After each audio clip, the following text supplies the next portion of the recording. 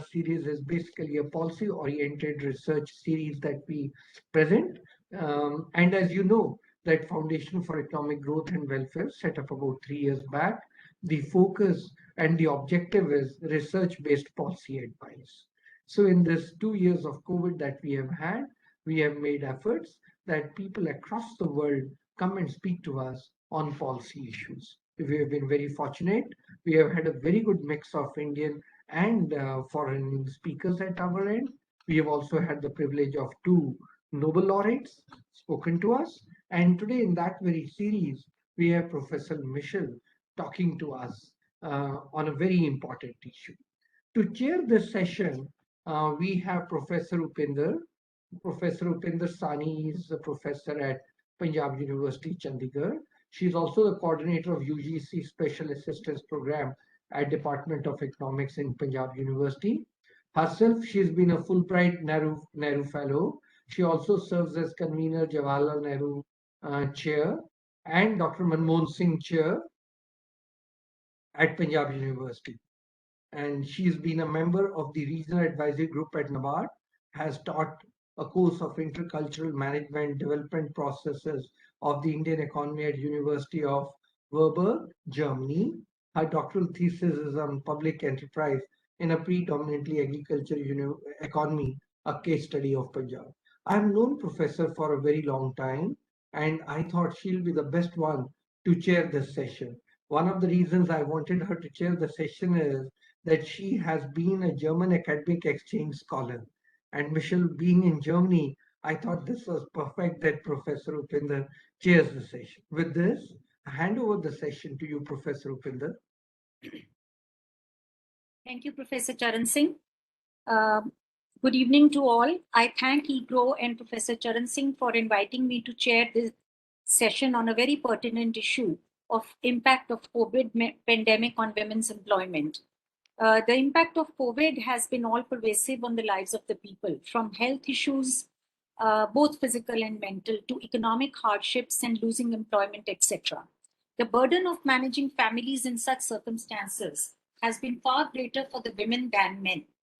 According to the ILO, female employment around the world declined by 4.2% in 2020 compared to the previous year, which is worse than the corresponding 3% decline in male employment. The pace of decline was the highest in the Americas, 9.4%, followed by the Arab states, 4.1%, and the Asia Pacific region, 3.8%. This decline in female employment, along with women's reduced participation in the labor force, is a major setback to efforts over the past 2 decades at increasing gender equality. There are two key reasons that I can think of that women had to bear the brunt of the pandemic to a greater degree. First, that some of the hardest hit sectors due to COVID were those where the share of female employment relative to their total employment is higher than of men. For example, hospitality, food services, personal care, etc. Secondly, people moved indoors to stay safe from the virus, and many businesses turned to remote work. Women generally took up a greater share of household chores than men. And with childcare facilities barely available during that period and schools moving online, childcare duties fell predominantly on women. I'm sure Professor Michèle Tertilt, she will be elaborating upon all of this. She's an expert on gender issues and has published extensively. She's a professor of economics at the University of Menen. She's currently an editorial board member of the Review of Economic Studies. Furthermore, she's an associate editor of the Journal of Development Economics. She's also a research affiliate at DREAD and the European Development Research Network and a research fellow at CEPR. Her research concentrates on macroeconomics with a special focus on development and intra-family interactions. She has also worked on consumer credit and bankruptcies. Recently, she received a 5-year ERC starting grant. Her previous research was financed through various reputed agencies. She has won many prizes for her research, including the Buzzardry in 2013 and Yashu Johansson Award in 2017. I hand over the floor to Michèle, and I think,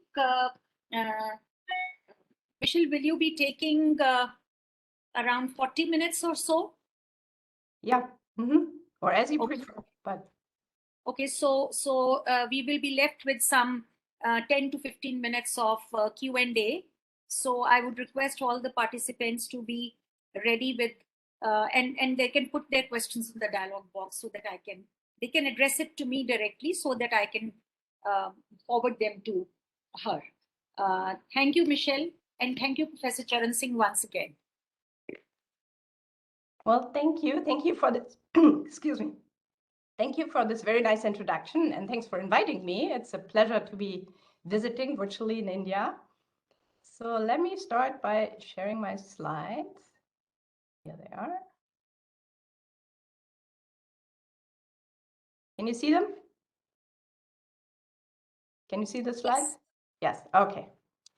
Yeah, so I want to talk about my ongoing research titled From Men Session to She Session, Women's Employment in Regular and Pandemic Recessions. And it's a joint work with Titan Along, Sena Koskun, Matthias Döpke, and David Call. David and Sena are both postdocs here in Mannheim, and Matthias is my long-standing co-author from Northwestern. So let me start by showing what got us interested in this topic, or in fact, we started working on this before we even saw these numbers. But this is from the United States, the difference between the rise in women's and men's unemployment at a peak of a recession for all recessions since Second World War, and the gender gap in those. So basically, if this is a negative number, it means that men lost more employment, or that the unemployment rate for men rose by more than for females at a recession. And that's what you can see basically here since going back to 1949, these are either pretty much zeros or large negative numbers, meaning regular recessions were affecting men more than women. Totally different in 2020. So when the pandemic first started, there was suddenly a gender gap in unemployment rate of about 3%, a positive one of about 3 percentage points. So the unemployment rate for females was 3 percentage points higher than for men. It's huge contrast, very stark. So it's really a recession like no other. To make that point even more starkly here, I'm contrasting, this is again for the United States, and then I'll be talking about other countries later on. In the United States, what we compared here in this research is, in this figure, is the difference between the pandemic recession in solid lines with the Great Recession in dashed lines. So the Great Recession after the financial crisis, right? So 2007 and 08. And then we have, so each of these lines is a gender gap, but then we split it by those with kids and without children. So what you see, this red solid line, this is the gender gap in the change in employment in this pandemic recession for those people with children. And now you see this is large and negative. So meaning women lost jobs a lot more. And that's not true for those without children. That's the black solid line. And this gap between those with and without children, you see nothing like that in the Great Recession. They said that had nothing to do with kids, I guess, or not, I guess. I mean, why should it be in some sense? We just already talked about the school closures. That's quite unique to this pandemic recession. So the research questions I want to ask, or we asking in this research, but I want to talk about today is, are regular recessions, man sessions in most countries, right? Is this unique? Is this specific to the United States, or is this a more general phenomenon? Then is the pandemic recession, so these last few years, is that a she session also in most countries, or again, is this very specific to the United States? And then trying to decompose, trying to understand to what extent this is driven by industry and occupation, right? Is it that women are working in different kinds of jobs? Or is it driven by the lack of childcare or something else yet? We're trying to decompose these different elements. And then I'm a macroeconomist. I want to understand what are the wider implications for the recession, but also for the recovery and beyond. So what, does it matter for the economy who's losing jobs, men versus women? Or is it, obviously unemployment is a bad thing for the economy, but it could be that gender doesn't matter, or maybe it does. So that's what I want to talk about today. It's been an evolving project. There's actually quite a few separate pieces. So let me just very briefly, for those who are interested in the background, give a quick summary, and I'll be mostly talking about one of these steps. But we started step one. We started work on this as the pandemic started, basically, assessing the likely impacts and consequences based on pre-crisis data. I mean, it was as soon as the schools closed around the world, billion, in fact, of kids around the world suddenly all at home, we thought it's got to do something, there's going to be some effect. And so that's why we wrote that first paper based on, hypotheses from and evidence from pre-COVID. Then we wrote down a model, that's step two, trying to assess the long run implications through the lens of a model, trying to understand mechanisms. And then step three, I'll be mostly talking about today, is using microdata from 6 different countries to assess. So that was later, right? This was a year into the crisis. We did an detailed empirical assessment to check what actually did happen, right? Step 1 and 2, in some sense, are hypotheses, and then we checked what actually happened. And that I mostly want to talk about that today. And then most recently, we've been also starting to work on developing countries to try to understand to what extent the effects and the mechanisms are similar or not. And so there we started with a project on Nigeria, and as forthcoming in an AEA papers and proceedings piece, but it's not going to be the last paper. So we want to look at other African countries right now, because I think some of the effects seem quite different, actually. And I'll get to that at the very end. So in most countries, regular recessions are men's sessions. So what I'm showing you here, so we looked at, this is essentially all EU countries, plus the United States, United Kingdom, and Canada. So, a set of essentially rich countries. And among those countries, we were looking at pre-COVID, how is the relative change in employment related to GDP deviations? So how does it vary over the business cycle? And these are negative numbers. So that means pretty much in all countries. So what that means is whenever GDP goes down, relatively speaking, female employment goes up. They move in opposite directions. And that is true here in terms of employment in essentially all of these countries. We can look at that also in terms of hours, same picture. These are negatively related. In downturns, in busts, women gain, relatively speaking, in hours worked, or lose less than men. Now, in this pandemic situation, it's quite different. There we find it is a she-session, meaning women were losing more employment and more hours, again, in most countries. There are some exceptions, but by and large, all of these countries here on the left, these ones do you see my mouse moving? I hope you do. So those are all countries where the log change in female to male employment was negative.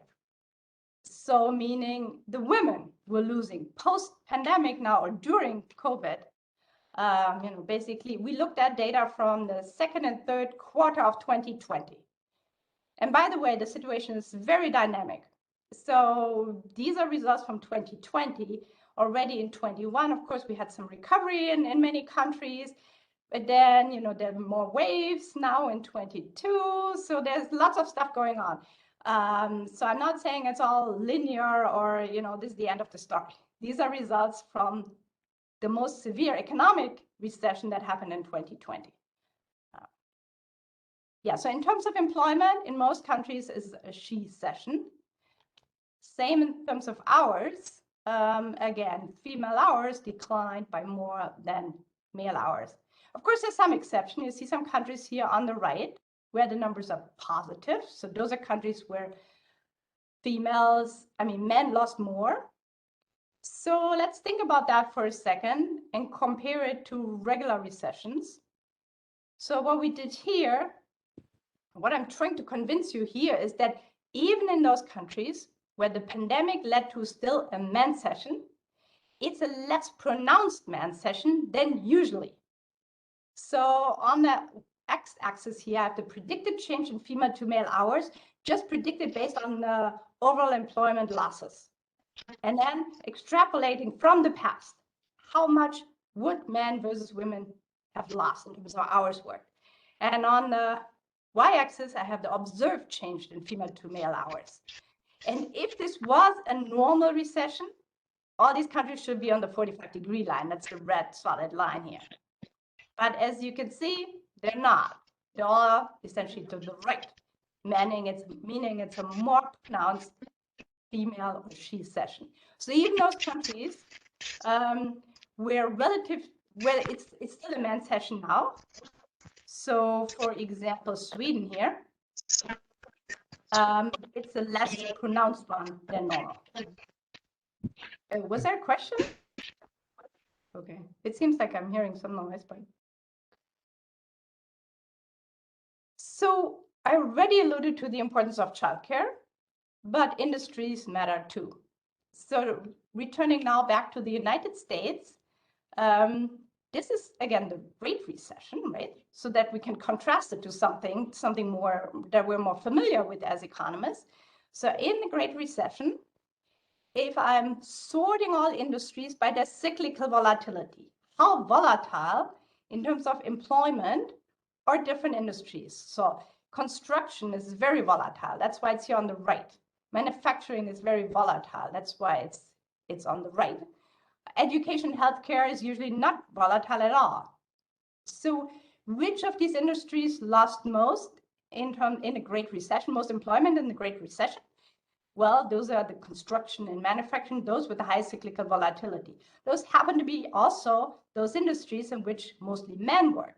So these different colors here, they show which are the industries with the high male or female, what's the gender composition in those industries. So the blue ones are industries that are very male dominated.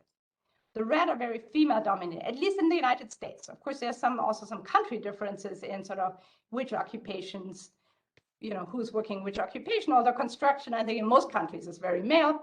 Education and health is very female in most countries, right?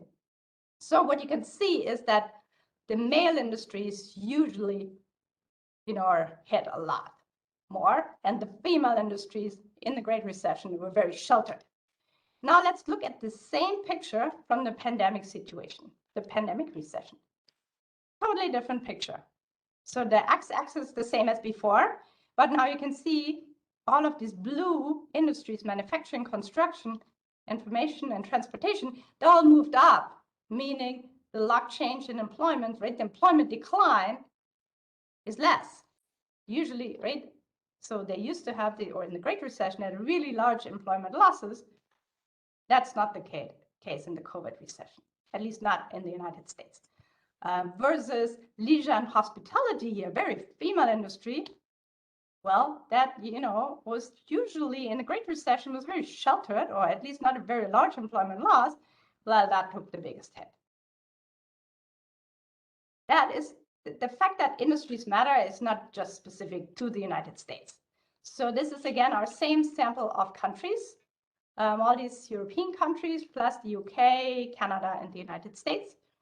And again, split by female in red industries, the male industries are blue, and the neutral industries where it's close to 50-50, those are in black here. And what you can see is that in the pandemic recession in many countries, so it's kind of it's slightly downward sloping to the right, I would argue, right? So these industries with the female share in many countries have larger employment losses. For sure, it's not the opposite. In normal times, we have kind of an upward sloping shape here.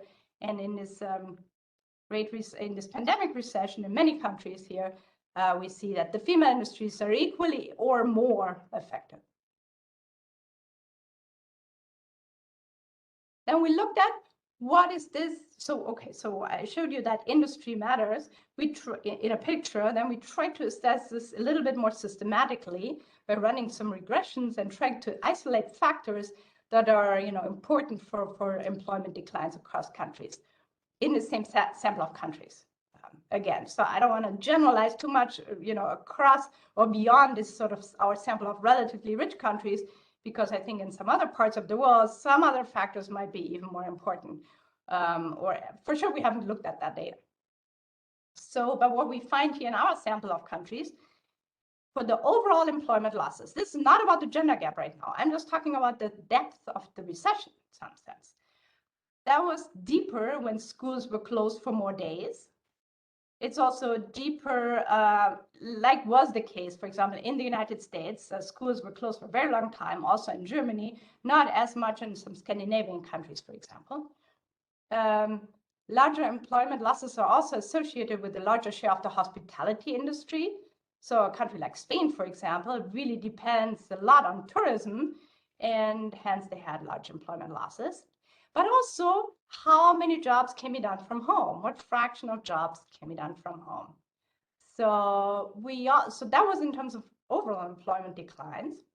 But we also find that the lack of telecommutable jobs is quite important for the relative decline of women. So if there are few telecommutable jobs, female losses, or losses in female employment are even more pronounced, relatively speaking. So then we look now, so that was from our sample of, I think it was like almost 30 countries or so. To understand this even better, we were now diving into microdata from 6 specific countries. Why these 6 countries? Well, we have good data on them. That's really the only reason. And plus, we can't do microdata analysis of 30 different countries. So we had to zoom in. And we picked some interesting representative countries, or interesting large countries: United States, Canada, Germany, Netherlands, Spain, and the United Kingdom. So for each of these countries, we're running some regressions. So we have microdata from labor force surveys from 2020. Depending on the country, this will be monthly or quarterly data. And it's 2020 in contrast to 2019. So we're considering the impact of a pandemic. What I mean with that is essentially controlling for a bunch of different things. We're interested in the relative change in employment or hours worked in so Q2 and Q3 2020, right? So that was the height of the first waves or even second waves, and the big recession in most of these countries was April, May, June 2020. So why would be our outcome variable? That would be either hours worked, so how many hours you work. This is from microdata, right? Labor force surveys, or just employment. Are you employed or not? We look at both the extensive and the intensive margin. And that's interesting and important because and I'll show you that, depending on policy, hours decline more or employment decline more. That's, which margin we saw, that seems to differ widely across countries. And it seems quite related to policy. Okay, but so because we're interested in the relative impact on women, right? Not just on the labor market impact overall, which of course also an important topic. Many economists are working on that, but we're interested specifically on the relative impact. So that's why I look at this beta 3 here in the regression. F, that's the female dummy, and then D, that's the pandemic dummy. So we're interested in the size of this beta 3. If it, is it negative, and is it large and significant? And X is controlling for a bunch of things like marital status, ethnicity. I forgot now, but we are controlling for a bunch of different interval things that seem to matter for employment per se. And then to isolate the importance of industry and occupation and childcare, we're splitting this further in a separate regression by interacting the female dummy with children. And the children we put into 3 different categories. So people with essentially pre-K kids, so small children, people or parents with school-age children, so 6 to, I believe, 15 or 16, I think is where we cut it off. And then people with no children or old grown children. And then we want to understand if the gender impact on the decline in hours worked or employment is larger for women if they do have kids, right? Is it larger for mothers versus fathers? And then we're also controlling for industry and occupation to see what's the effect of that. And we want to look at the kids controlling for industry and occupation also, because of course it could be that precisely, I don't know, young mothers with children are all working in tourism, right? So then single moms, for example, could be having a very different kind of jobs from people without kids. And so then the question is it the kids or is it the type of jobs these people have? So we want to disentangle that, and that's why we have both here in the same regression. Okay, so what are the results? Here I'm showing you some results in terms of women's relative employment, and then the next table will be about hours.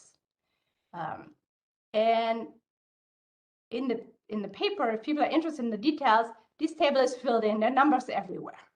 For the talk, I deleted a bunch of numbers. There was too many numbers, and not all of them are significant, and hence not so interesting. Especially Germany and the Netherlands, we see basically nothing in terms of relative employment declines.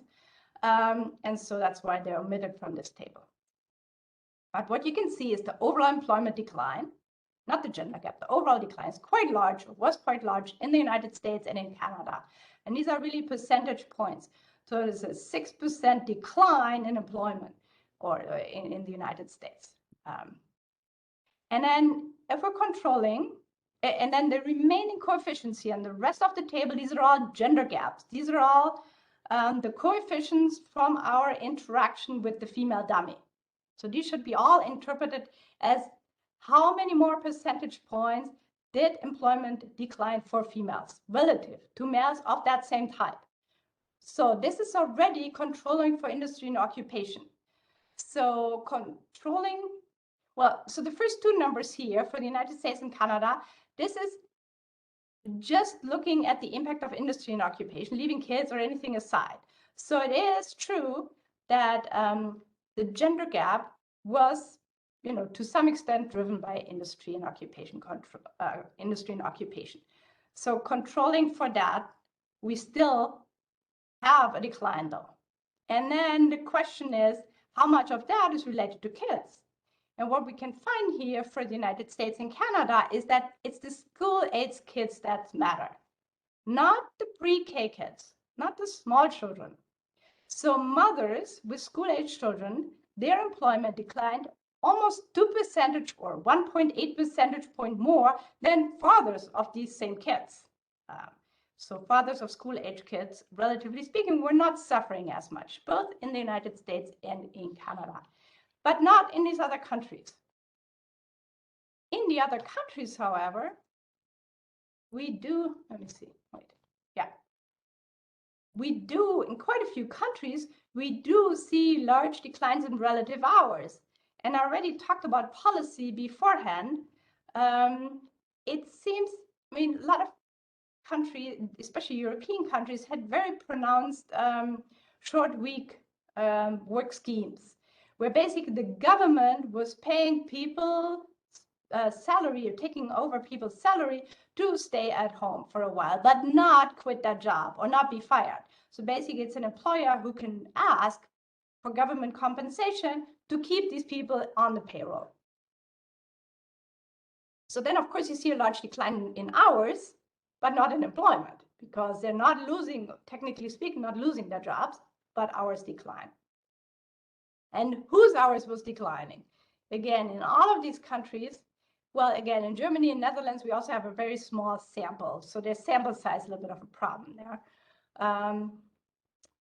But leaving those two countries aside, so Spain, Great Britain, United States, Canada, the relative decline in hours worked for those with school-age children is very large, 9 percentage points in the United States, almost 12 percentage points in Canada, 5 in Spain, and about 6 in Great Britain. So mothers were just declining, how many hours work is declining hugely, and not for the fathers, right? This is not relative to any men, but this is relative to men also with school-age kids.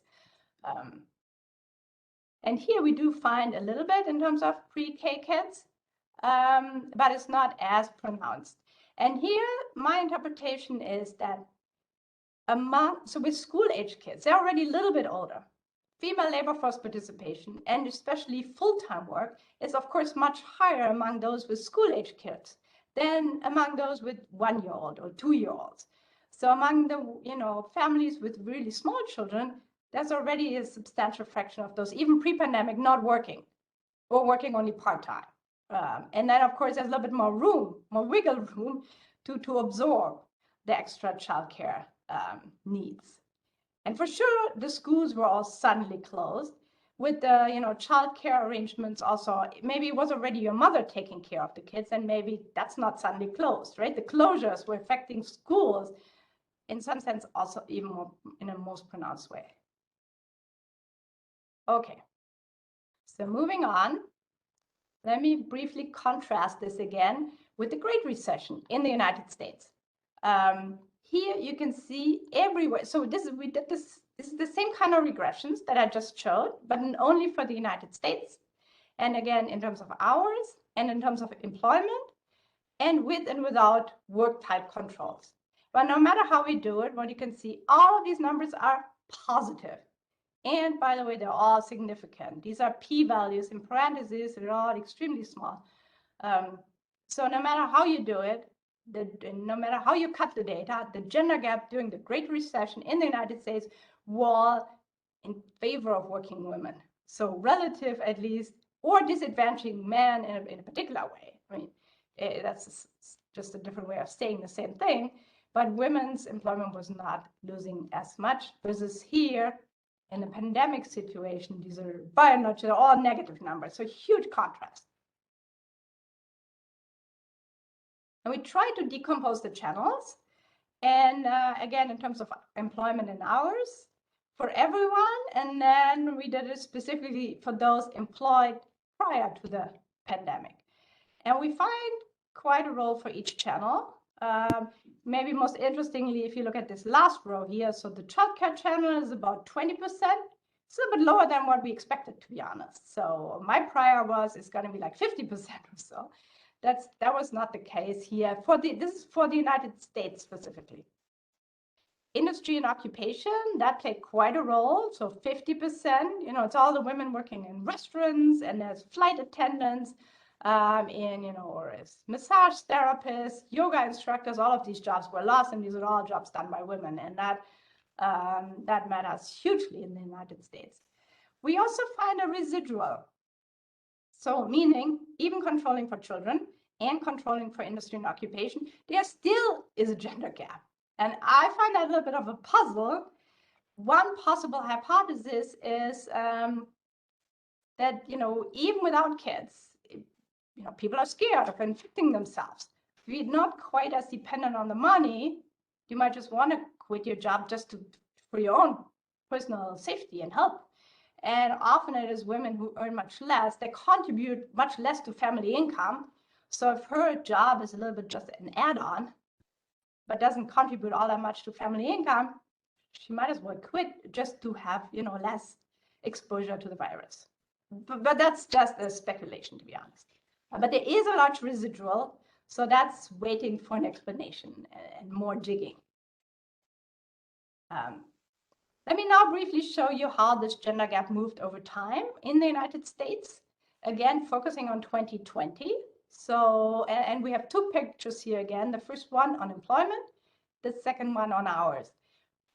But they look very similar, just that the sizes are different. Hours declined by even more.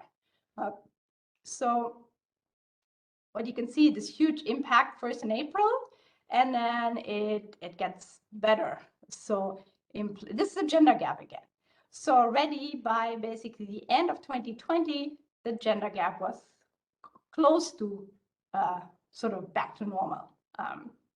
It seems, though, during the recovery, actually, and in the numbers, more recent discussion I've been reading on 2020, is that it has widened again. So this is not the end of the story. So this is only the data we looked at, which was only from 2020. And now this is specifically separating those with kids and without children. And what you can see on the right, this is the people with children. So there, the gender gap, the decline in the gender gap was even more pronounced. In some sense, not surprisingly, but this is just to show you how it evolved over time. Okay. Working from home, we talked about that briefly. So working from home, we have interesting data both from the United States and the United Kingdom, not from all of our 6 countries, but for some countries. And this is the United States here now, separating men and women by whether they can telecommute or not, how many hours they work, depending on the number of children or the type of children they have. And I want to draw your attention to these numbers here in red and blue on the left. These are women who, if they can telecommute versus if they cannot telecommute, depending on the age of the children. So especially with those with pre-K kids and middle school children. So there's hardly any gender gap left for those who can telecommute. But if they can't, that's where it really falls off, right? So the non-telecommuting women without children, they were still working 35 hours a week, but with children, they really had to cut the hours, but not so much the ones who can telecommute. Okay, so let me summarize the microevidence. So we find, and I want to briefly, use the last 5 minutes or so to talk about the wider implications. So we find a large impact on mothers of school-age children, and that confirms the role of the childcare channel. But we also find it accounts, it's important, but it accounts in terms of the overall gender gap in hours or decline, the increase in the gender gap in hours, if you want, overall it accounts only for about 20%. So I would have thought that to be, for the United States, I would have thought that to be even larger. We find that industry and occupation matters quite a bit. In the United States, it accounts for about 20% of the gender gap in hours. If we're focusing on only the employed people, it's even more, about 50%. But much of the gender gap cannot be explained neither by childcare nor by industry and occupation. Employment protection and furlough policies shaped whether the impact showed up in terms of employment or hours, right? I showed you that in the United States and in Canada, we saw huge impact on employment. In many European countries, we saw a much larger impact on hours, but hardly anything in terms of employment per se. So nothing on the extensive margin, a lot in the intensive margin, and that seems to be related to furlough policies and other government policies. Among those working from home, we see hardly any gender gaps of those who can work from home. So let me point out an important caveat though. This is actually this picture, and I'll show you some data, but this picture is, so let's think about the productivity when working from home. This is a picture from a New York Times cover. And the bonus question here is, who is on the work call right now, right? So who is working from home on the phone right now? Well, the correct answer is this woman with her phone, you can hardly see it, with her phone tucked behind her ear, wiping the kid's butt.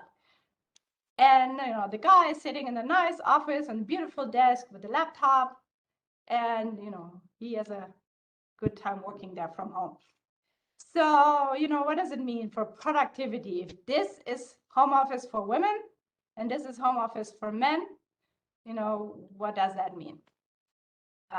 And we, well, that's just a picture, an anecdote, but we looked at data from the Netherlands. So there we were adding actually a question to a survey that was conducted in April 2020.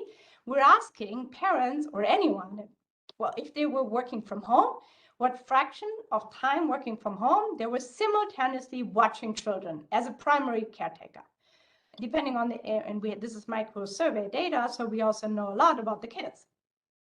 So what we find is that as a percentage of, so look at this middle column here. I think that's the most informative. As a percentage of all the time working from home, what fraction of that work time are you also simultaneously watching kids? So mothers with small children do this about 60% of the time. I mean, did this. This is, again, it's a unique situation. April 2020, suddenly all schools were closed with basically no warning. But for the fathers, it's 10 percentage points less. You know, there is quite a gender gap. I mean, you know, also, they were also doing a lot, but less. And if you look at slightly older kids, school-age kids, 6 to 14 years, then the gender gap is even more pronounced. So mothers were, you know, about 3/4, 76% of their work time from home, also simultaneously responsible for kids. I mean, how much work can you get done if you're constantly also being in charge of the kids? For the fathers is a lot less. So this could really suggest that productivity gaps might widen down the road. So if home office means such different things for men and women. Now, the last few minutes, and then we should come to the discussion. How does this matter for macroeconomics, right? Of course, it matters for the women, it matters for gender equality, but, you know, does it matter? Are there wider repercussions? Should central bankers also, you know, worry about this, or just the United Nations or some, you know, women's programs? I want to argue even central bankers should think about this. Why? Well, women's employment in general is a lot more flexible than men's. That has been documented in a lot of different contexts. The elasticity of female employment is much higher. Because of that, in regular recessions, women's labor supply functions often as sort of a shock absorber. So whenever a husband loses a job, wives can compensate by entering the market or by increasing their hours. And this shock absorber is an important cushion for recession. It makes them not quite as bad as they could be. But that is not working in this pandemic recession. Women are also losing their jobs, or even if they don't, then they're in charge of the kids and they can't increase their hours. So the shock absorber does not work as well as in normal times.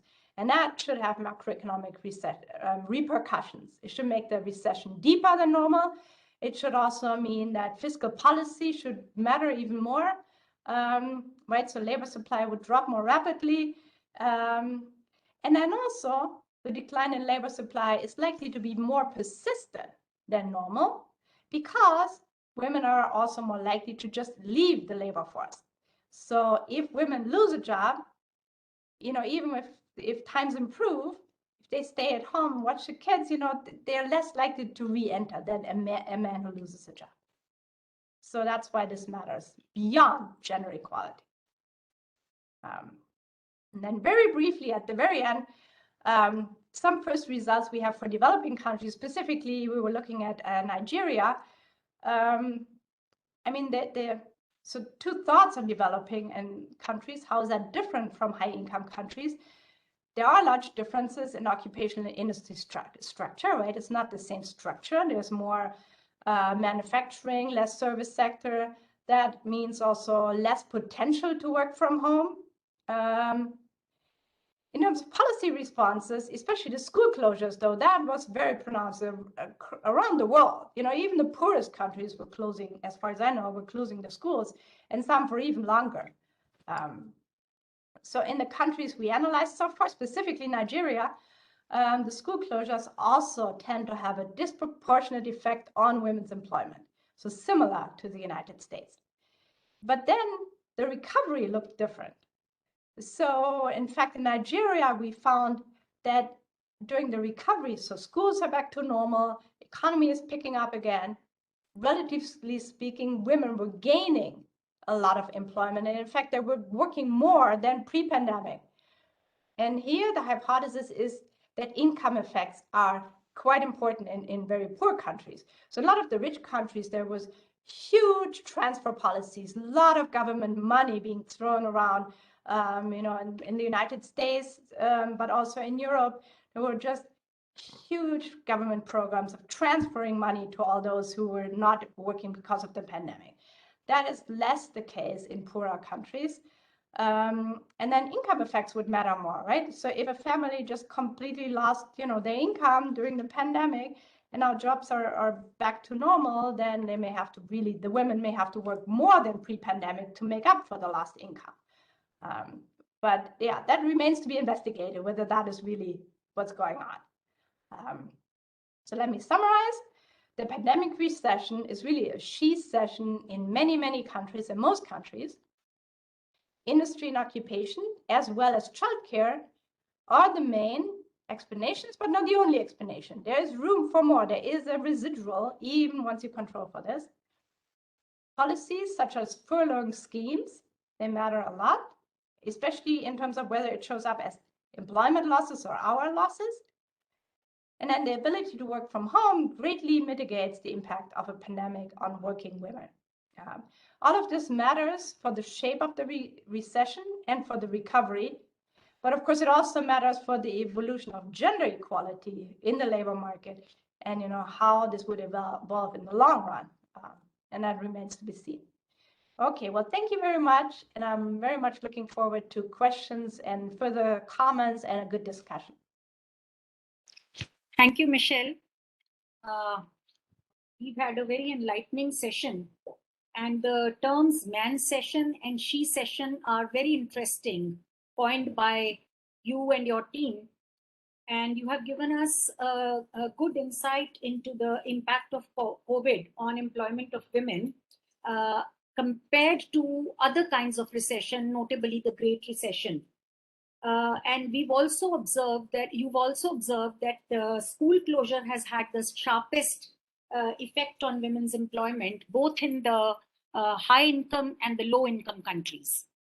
I'm sure there is a lot which has risen the inquisitiveness of the participants. So the session is open for questions and answers. You may raise your hand. Anybody who wants to ask a question? Yes, Professor Charan Singh. Michèle, excellent study, and I think it is replicable, and we may replicable here in India, and we'll fall back on you to help us replicate it. I know the data requirements are very intense. I don't think in India we would have the data at such high frequency at such a short notice, but I'm just trying to see if we can. Maybe a survey-based data will be able to help us. We'll fall back on you. A quick question that I had was the implications. Look, the way you said in Nigeria, and there's a recovery taking place and recovery taking place faster. The implications for an emerging country like India, we want to go back to our growth path, the original trajectory that we had before the pandemic hit us. Now, the way that you have mentioned and anecdotal evidence that I was sharing with you before the session started also shows that in India there has been a very severe hit at the female labor force participation. As it is, we have a very low female labor force participation, and when the pandemic hit, it was far more severe a blow, and therefore it's gone down tremendously.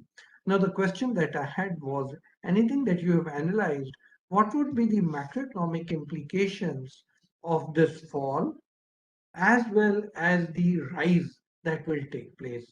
Any such analysis done? Now, why I'm asking you this question is that if women are considered to be mostly in temporary jobs and they do not really have a permanent income component, and in the family income they are not considered as a permanent income, then does it impact long-term consumption, or would it be a transitory thing that has happened? And one would say, okay, they were on a short-term job, and okay, this was a difficult time, so they were out of the job, and now the times are improving, they're back in the job. That is one angle that I was looking at from the permanent income hypothesis. The other thought that was that women are generally working at the low end of the spectrum, and as you know, there's a gender gap, and the salaries, the women are never able to touch the glass ceiling, and they're far below, and therefore their income levels are generally considered supplement to the main family earner, which happens to be the man. And your picture clearly showed that the man was sitting on a desk very comfortably while the women was doing all the household chores. Now, in case that is thought through, then would the implications, the macroeconomic implications of women not being in the workforce or shedding work during pandemic in the workforce have long-term implications on consumption? Any such analysis you have done or you plan to do, or anyone that you think would have done? Because that will have implications on investment decisions as well as the central bank's interest rate policy. Yeah, so lots of good questions. So I don't know if I can do full justice to answering all of them, but so my sense is that even if women are secondary earners, as you put it, which by the way is the case in many countries, even the United States, as a percentage of family income, they're also nowhere in the aggregate, they're nowhere close to half. That is the case in essentially around the world, maybe even more pronounced, I'm sure, in India, but also in many other countries. But even then, it should have macroeconomic repercussions in the following sense. Suppose, women only in a given family make up 10% of the income, let's say, or add 10% of income, but, economy-wide, 10% of income, is still a lot. If all women are quitting altogether because of the pandemic, let's say, you lose this 10% of income, that's a huge macroeconomic shock. Or even if it's only 2%, in the aggregate, it adds up, and it is a sizable fraction of GDP, even if they're not, contributing half to family income or not even a third, but it's still a sizable number as a percentage of overall GDP. If you compare it with usual recessions, right, we're always worried even if GDP falls by 1 or 2 percentage points. So in that sense, these are large numbers, or might add up to large numbers. That's one. The second, you were asking about persistence of effects, right? Would it be just a temporary one and then everyone goes back to normal? So that's an interesting and important question. So for sure in richer countries where women have a lot of education and a lot of, take on quite skilled jobs, if women dropping out of the labor force because of the pandemic, let's say for a year or two, they won't catch up. So there's basically a lot of losses in human capital, and that has persistent effects. You didn't get that career, move that you were hoping for. Maybe female professors don't get tenures, at McKinsey, they don't become partners, just to give some concrete examples. And that really then will have persistent effects, years to come. Now, you were mentioning in India, or asking specifically about India. I mean, surely there are also some women in such jobs. So for them, these human capital losses should also matter. But you also mentioned a lot of women are working in quite low-skilled type jobs. Then, of course, I think you're right, there's not that much human capital to lose, right? If all you're doing is, I don't know, selling something, some pottery on the street, or doing some very basic manual labor, or working on a farm, on the field, I mean, taking off a year or two, I don't think there's much human capital to lose. So then the persistence will be less pronounced there. So that's my 2 cents on your questions. I'm sure there are other great, thoughts and more things to be investigated. I can't see any comments in the chat box or any hands raised. So I think one of the takeaways from this presentation has been that across the countries, whether the low income, middle income, or higher income, the fall of women out of employment is surely there. And also the causes are almost the same. It would just be the difference of extent or that will be there between the developed and the developing countries. And as you said, that in poorer countries, probably the women were not really in highly skilled jobs. So probably they can gradually come back to work without reskilling and relearning, etc. I mean, a lot of work probably still needs to be done on this aspect because what you have studied is an initial impact in the first or the second quarter after the pandemic. But I'm sure there are long-term impact. There is a long-term impact as well, because it's been almost 2 years after the world started to become normal. In fact, the industries in which women have a higher percentage or are working more, like the hospitality, airlines, beauty services, like you said, massage parlors, etc., those have actually started to become normal only recently, maybe a few months or something. So a lot still has to be done, but it is a wonderful study. And like Professor Charan Singh said, we would all like to take up a similar kind of a study for India. Of course, the data limitations are there. I hand it back to Professor Charan Singh.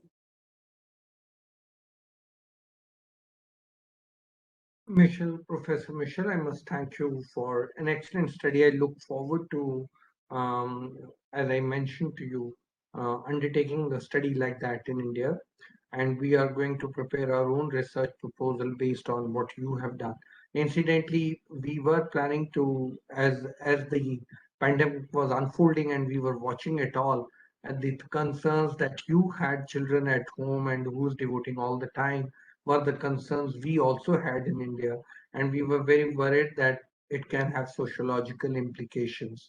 Sociological implications that I had in mind were that if the child is not getting into a team games and studying in the school, what psychological implication will the child have?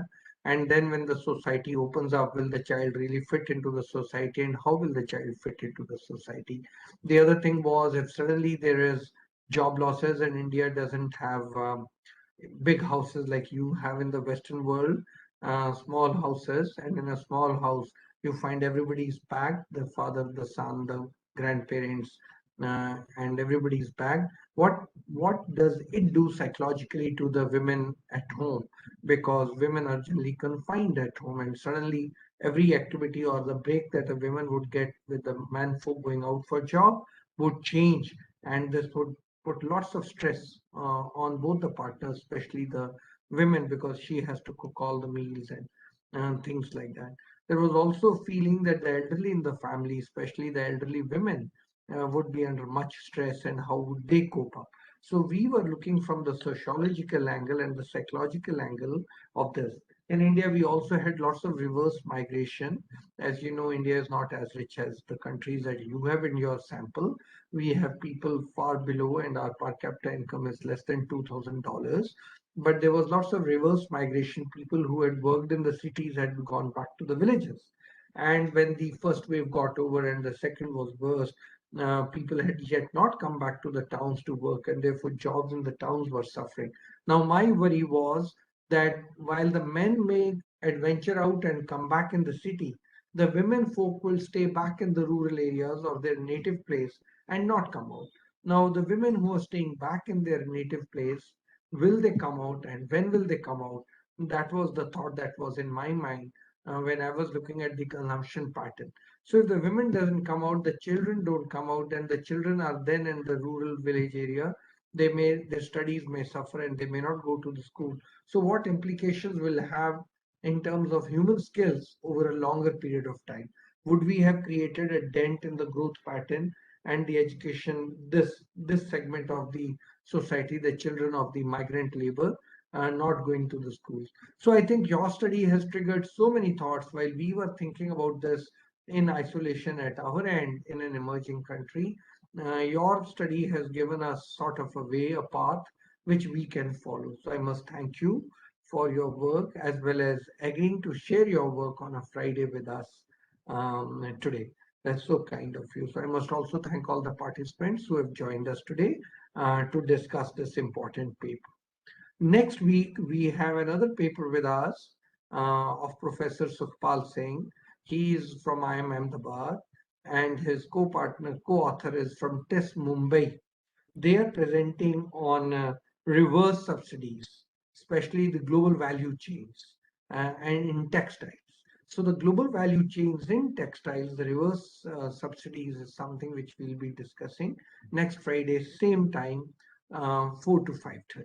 I would also like to mention that today's presentation to me is extremely important for a country like India, with a very low labor force participation, and the pandemic having hit us so hard.